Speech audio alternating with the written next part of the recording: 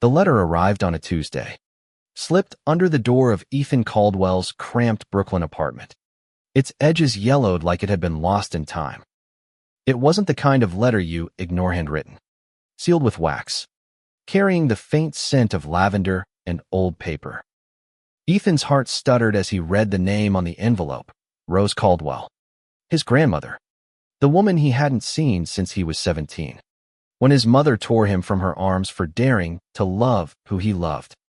5 years ago, Ethan had been a lanky teenager in Willow Creek, Alabama, a town where magnolia trees bloomed brighter than dreams. He'd grown up under Grandma Rose's roof, her laughter filling the air as she taught him to knead biscuit dough and hum old jazz tunes. She was his safe harbor, the one who never flinched when he told her, at 15, that he was gay.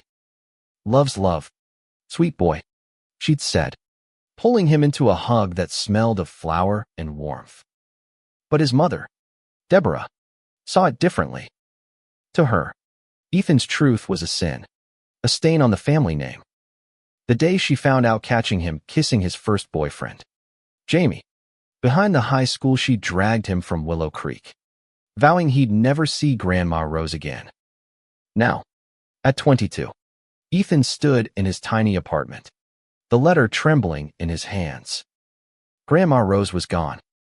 The words blurred through his tears, passed peacefully in her sleep. Left you something in her will. A will. Ethan's chest tightened. He hadn't spoken to her in years, not since Deborah forbade contact, claiming Rose's acceptance was poison. Yet here was her final act, reaching across the divide to pull him back.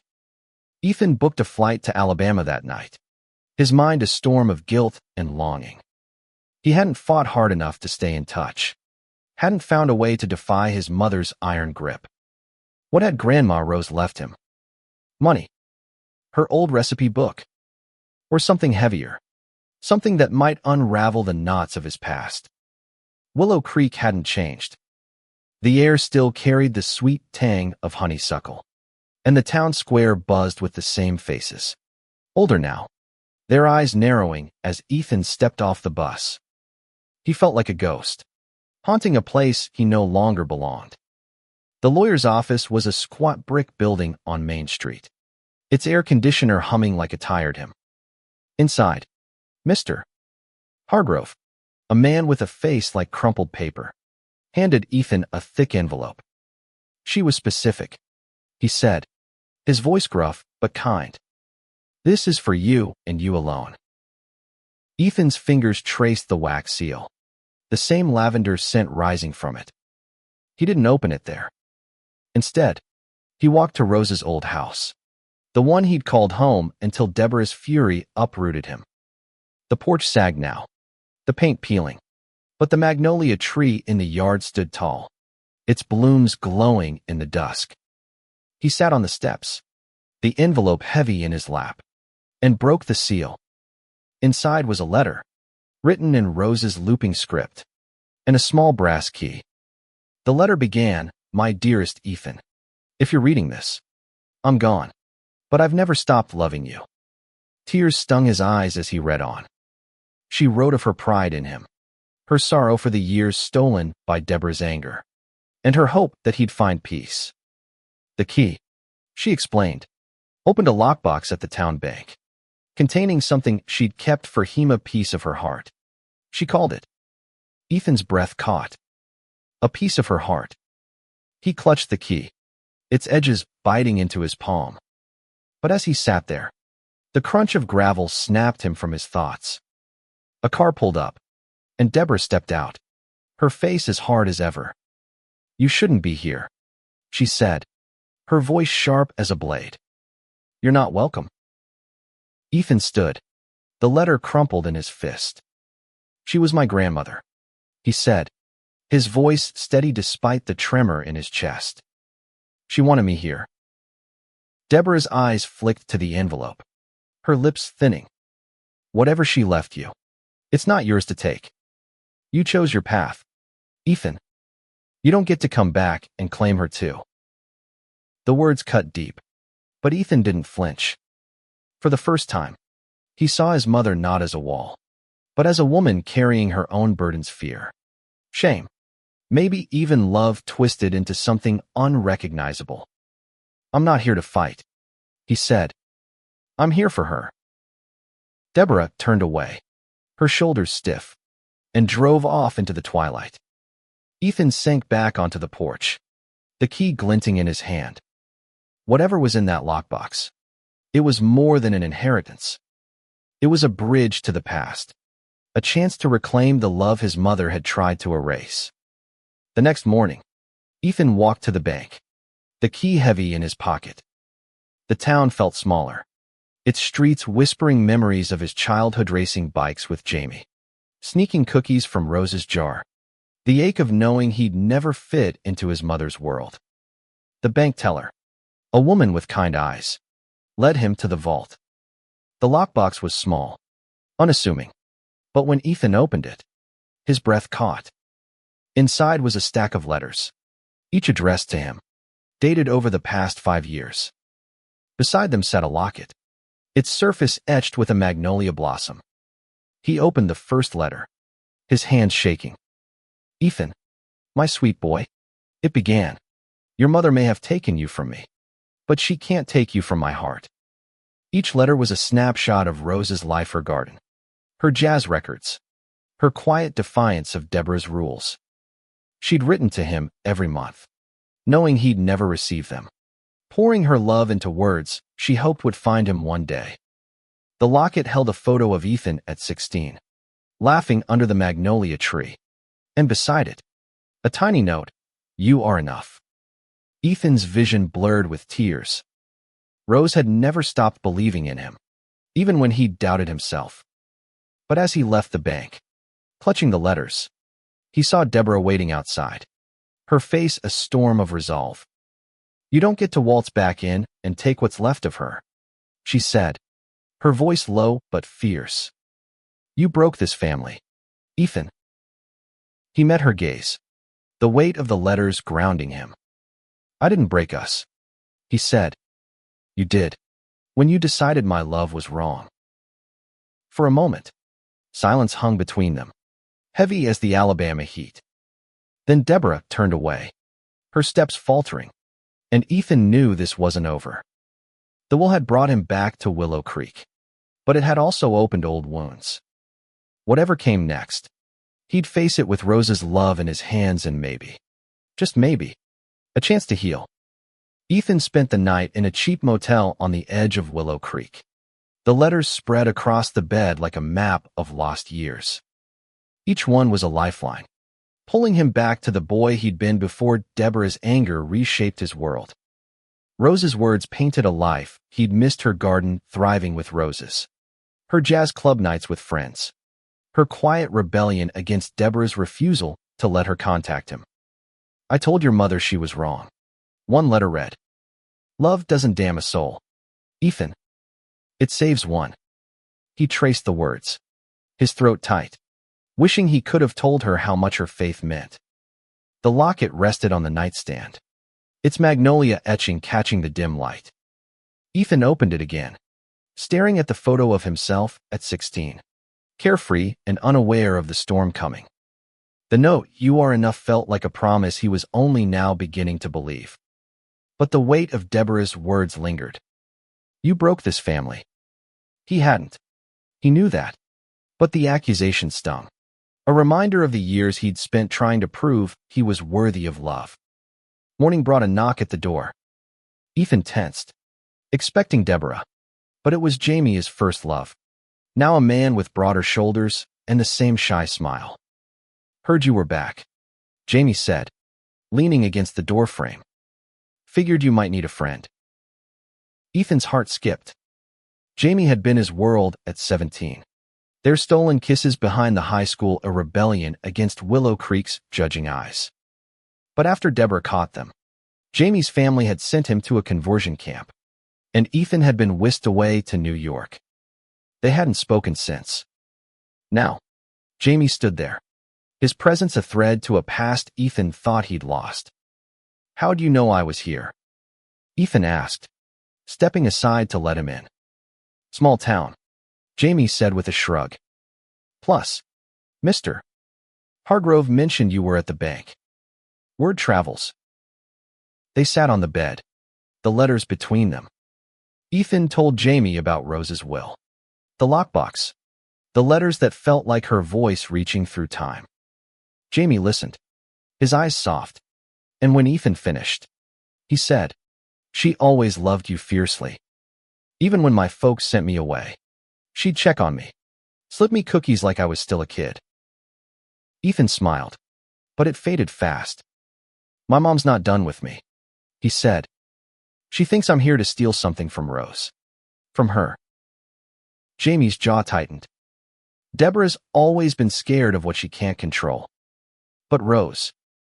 She saw you. Ethan. She saw us. The word us hung in the air, heavy with what might have been.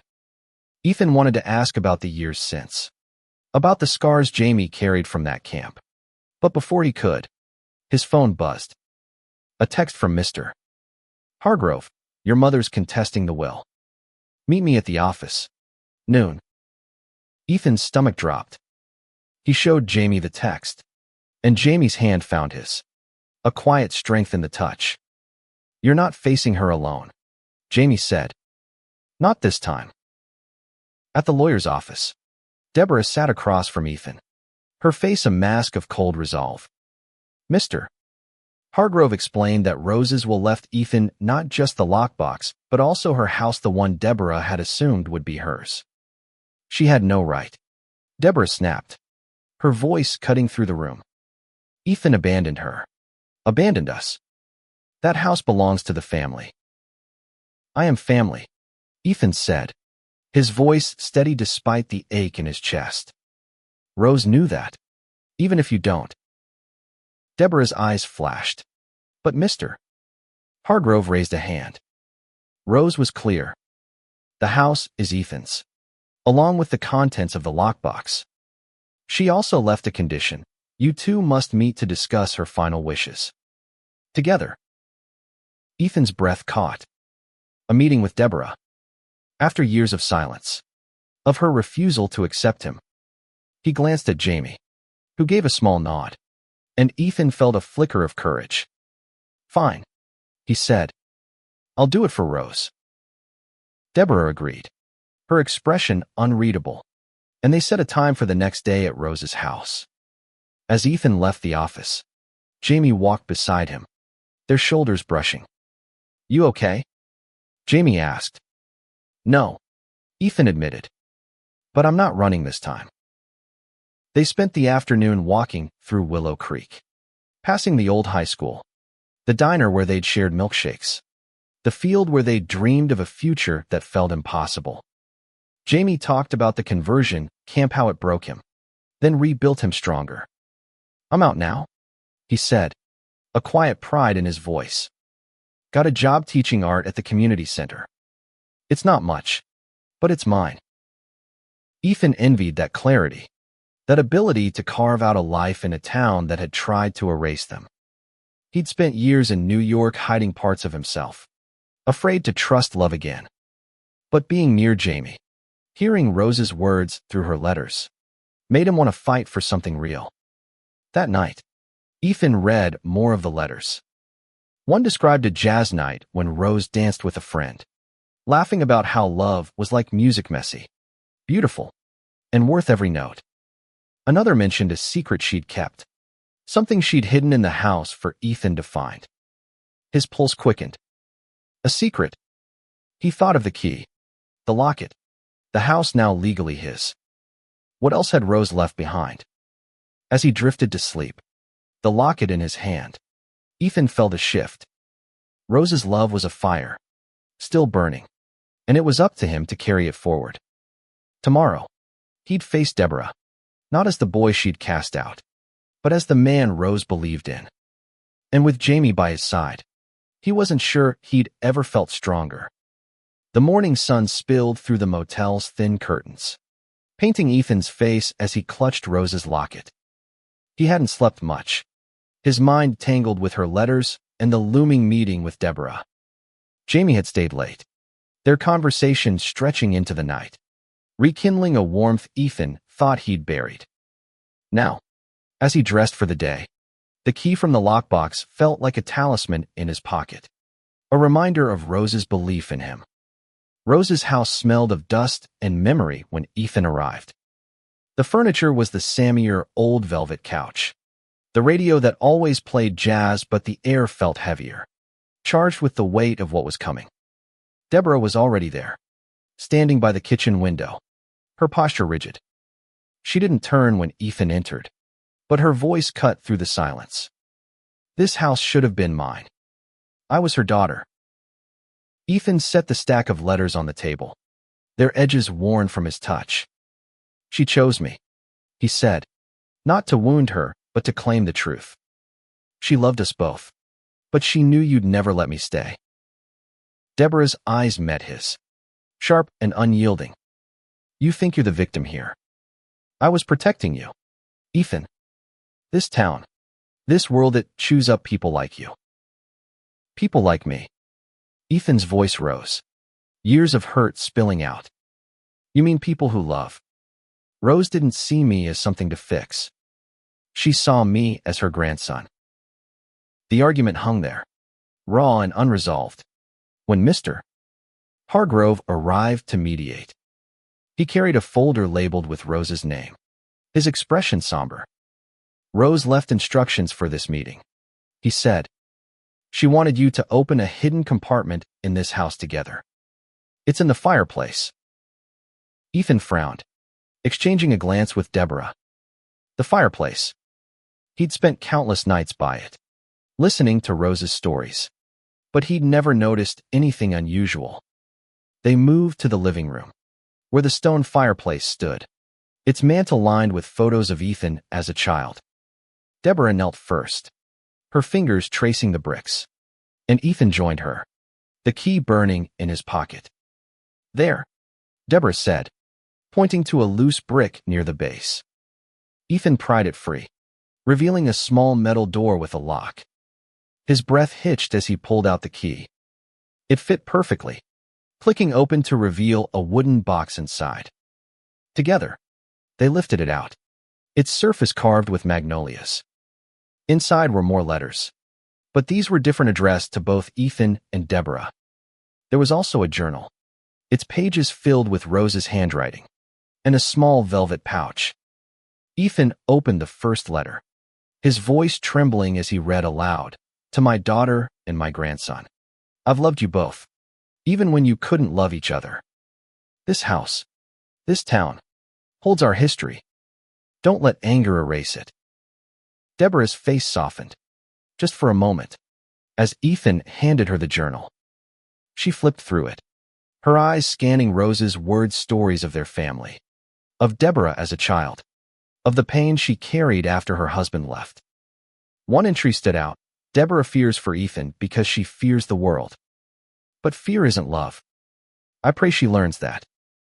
Ethan opened the pouch, finding a pair of rings, Rose's wedding band, and a smaller one, etched with a tiny magnolia. A note inside read, for Ethan, when you find the one who makes your heart sing. His throat tightened. Rose had known, even then, that he'd find love again. Deborah's hands shook as she held the journal. She never told me. She whispered. All these years, she was writing to us. She was trying to bring us back, Ethan said, his voice soft but firm. She wanted us to see each other, not as enemies, but as family. Deborah didn't respond, but her silence felt different, not hostile, but heavy with thought. Mr. Hargrove cleared his throat.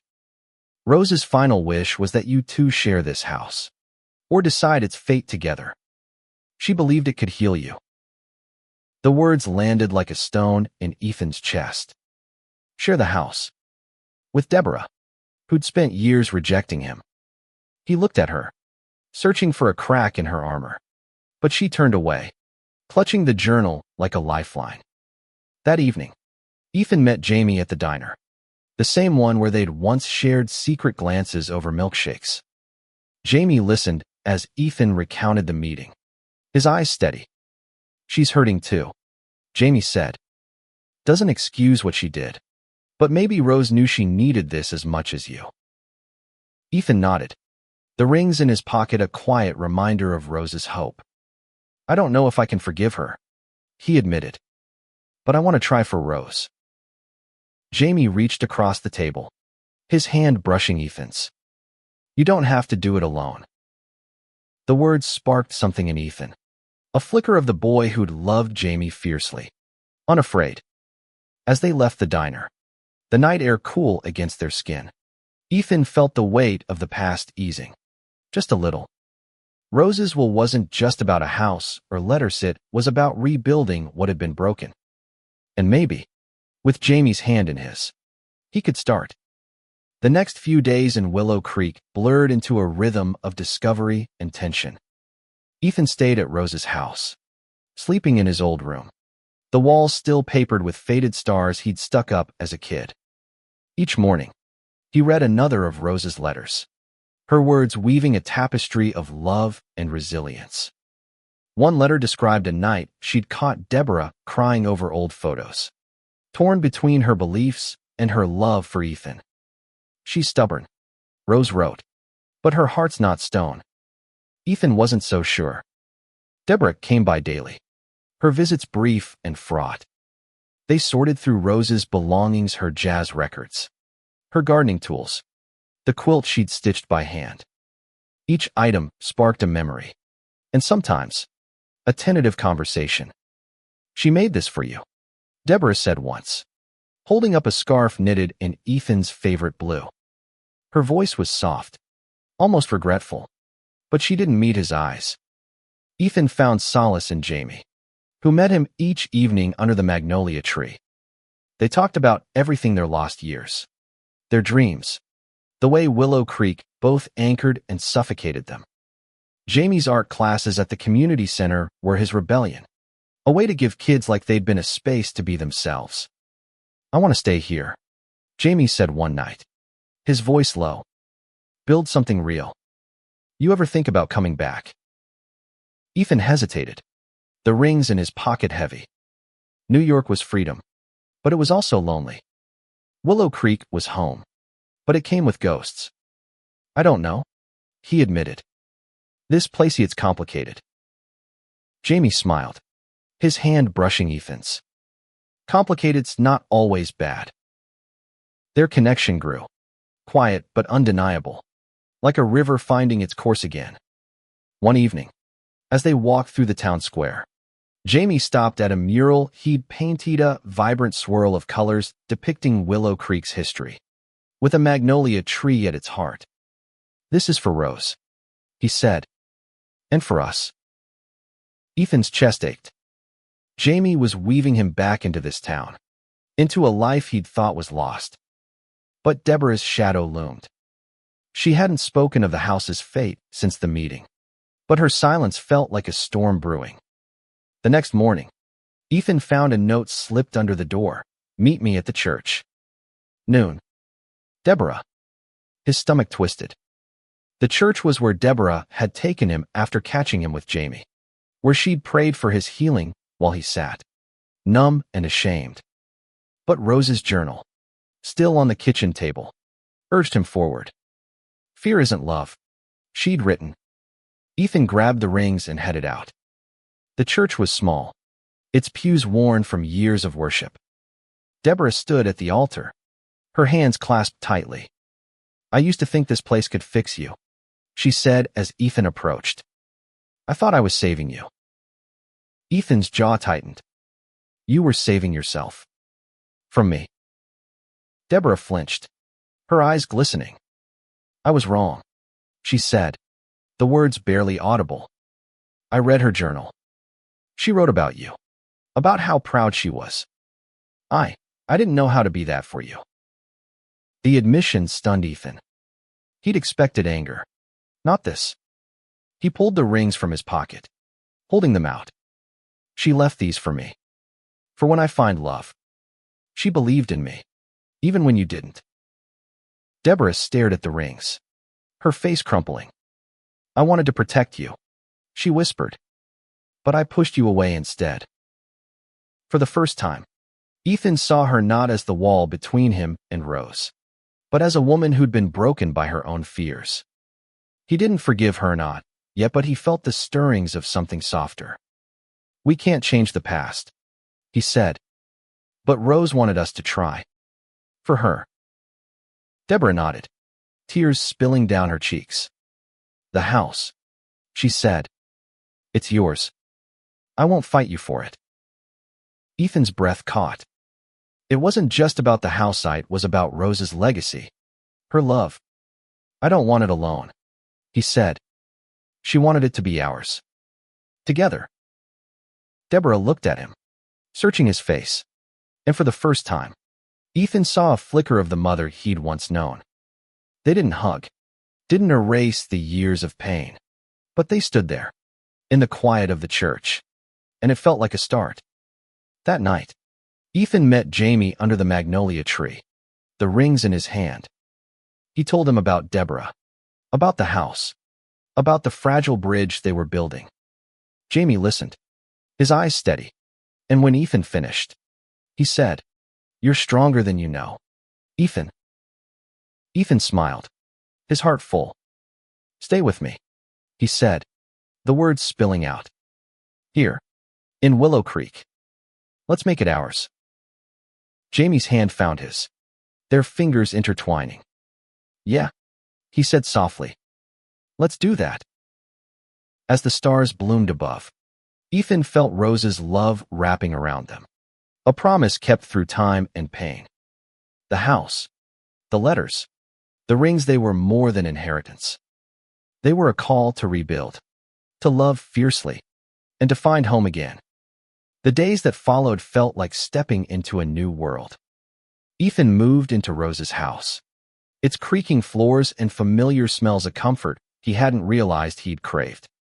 He hung Jamie's mural sketches on the walls, their colors bright against the faded paint. Deborah didn't visit often, but when she did, she brought small things: a photo of Rose, a recipe card, a tentative olive branch. Their conversations were short, careful, but each one chipped away at the wall between them. Ethan and Jamie spent evenings exploring the house, searching for more of Rose's secrets. They found a box of old jazz records in the attic, their sleeves worn but the music still vibrant. As Ella Fitzgerald's voice filled the living room, Ethan felt Rose's presence, her laughter echoing in the notes. Jamie spun him around, their dance clumsy but full of joy, and for the first time, Ethan believed he could build a life here. But the town wasn't as quick to embrace him. Whispers followed him at the grocery store, old classmates casting sidelong glances. One afternoon, a man at the diner someone Ethan vaguely remembered from church muttered, "You shouldn't be here, flaunting that lifestyle." Ethan's fists clenched, but Jamie's hand on his shoulder steadied him. "They'll come around," Jamie said. "Or they won't. But this is our home now." Ethan wanted to believe him, but the weight of the town's judgment pressed hard.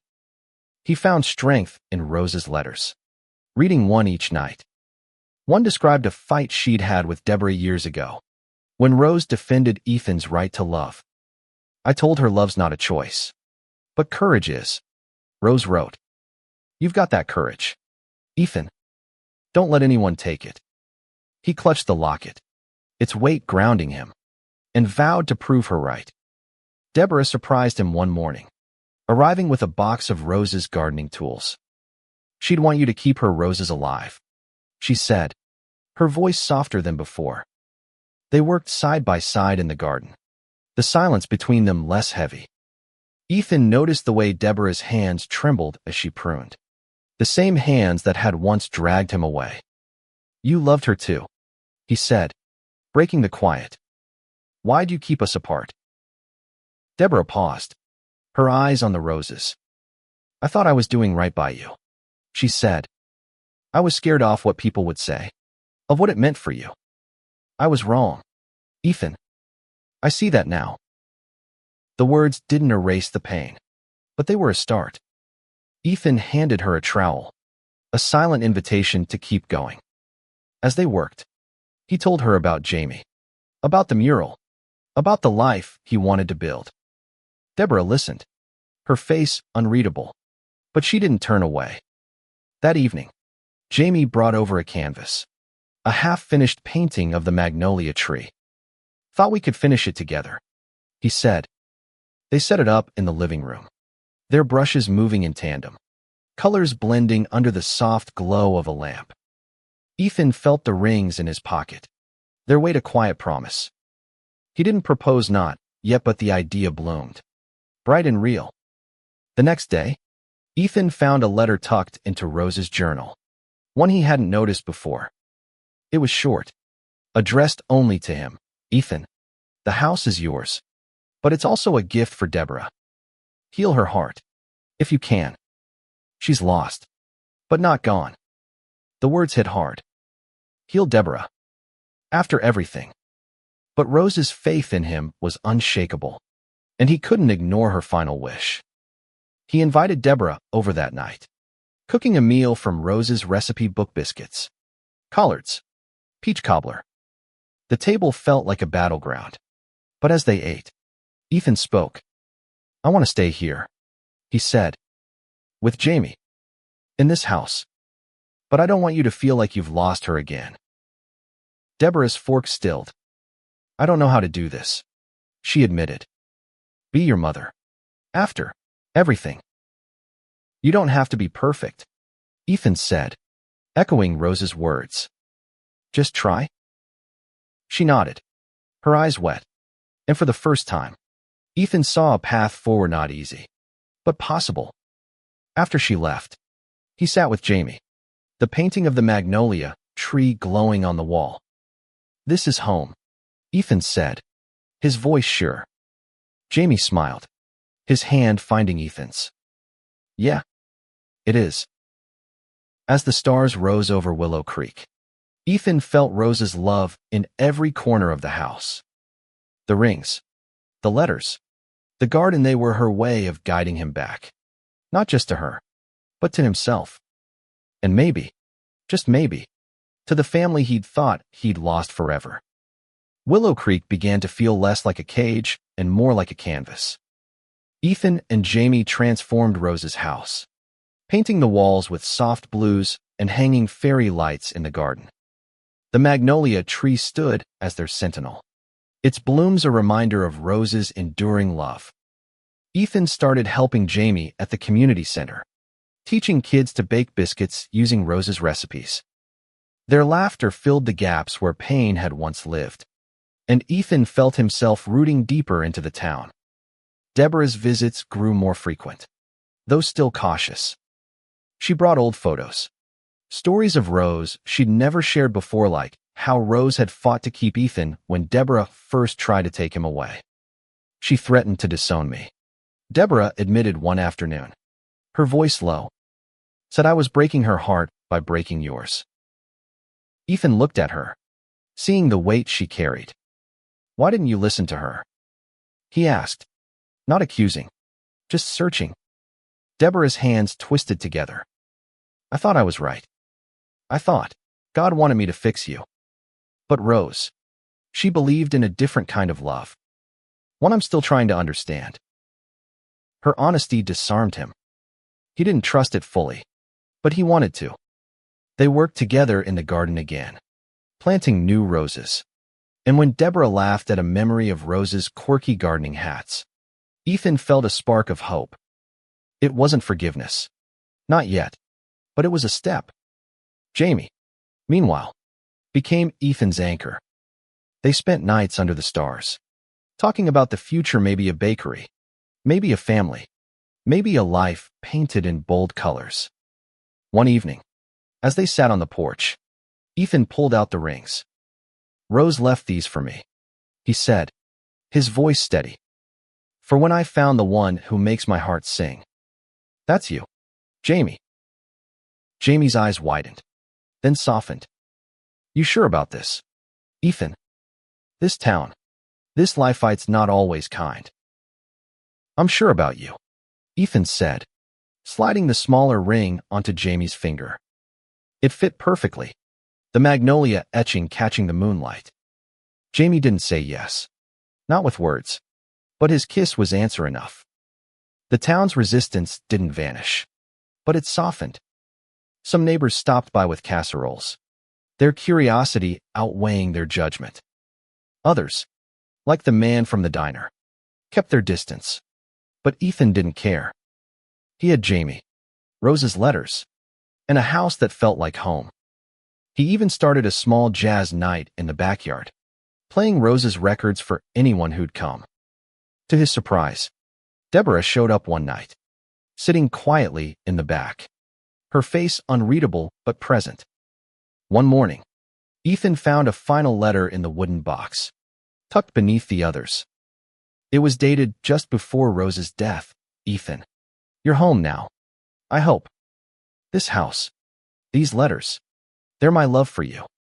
But the real gift is what you do with it. Build a life. Sweet boy.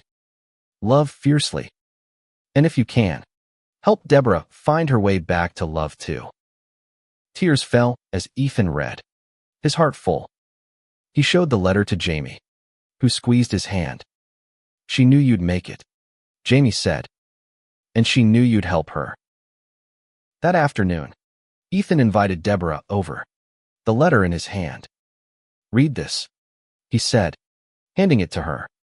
As she did, her face crumpled, and for the first time, she reached for Ethan, pulling him into a hug. It was awkward, tentative, but real. I'm sorry, she whispered. I'm so sorry. Ethan held her, the years of pain softening in that moment. We've got time, he said. Let's figure it out together. That night, the jazz night was bigger, the backyard filled with neighbors, kids from the community center, even Mr. Hargrove. Jamie's mural hung on the porch, a beacon of color, and Ethan felt Rose's spirit in every note, every laugh. He looked at Deborah, swaying to the music, and Jamie, his ring glinting, and knew this was what Rose had wanted, a family stitched back together. Not perfect, but whole. As the music played, Ethan felt the weight of the locket, the letters, the rings. They were more than objects, they were Rose's heart, guiding him home. And as he danced with Jamie under the magnolia tree, he knew he'd keep her promise to love fiercely, to heal, and to build a life worth living. A year later, Rose's house was alive with new memories. Ethan and Jamie had turned it into a hub for the community, hosting jazz nights, art classes, and baking workshops. The magnolia tree stood proud, its blooms brighter than ever, and the garden thrived under Ethan's care. The locket hung on a chain around his neck, a constant reminder of Rose's love, while the rings his and Jamie's glinted on their fingers. A promise kept. Deborah became a regular presence, not just in the house, but in Ethan's life. She joined the gardening club, her hands steady now as she planted roses beside him. Their conversations grew longer, deeper, as she shared stories of her own childhood, her fears, her regrets. One day, she brought a photo of herself and Rose, laughing in the kitchen, and pinned it to the fridge. I want to be part of this, she said, her voice firm. If you'll let me. Ethan nodded, his throat tight. You're already here. The town had shifted too. Not everyone embraced Ethan and Jamie, but the jazz nights drew crowds, and the kids from the community center called them Mr. Ethan and Mr. Jamie with easy affection. The man from the diner never came around, but others did. Neighbors who'd once whispered now brought pies, sat on the porch, listened to Ella Fitzgerald under the stars. One spring evening, Ethan and Jamie stood in the backyard, planning their first anniversary. They'd decided to marry under the magnolia tree, with Deborah as a witness and the whole town invited. Ethan had found one last letter in Rose's journal, tucked into the final page. Ethan, love is the bravest thing we do. You've done it, and I'm so proud.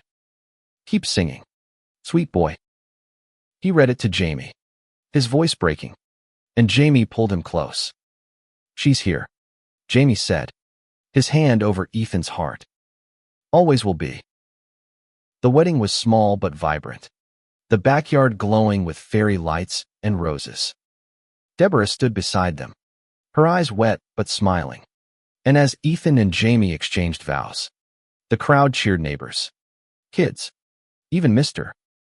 Hargrove, who'd become a regular at jazz nights. The music swelled, Ella's voice carrying over the night, and Ethan felt Rose's spirit in every note.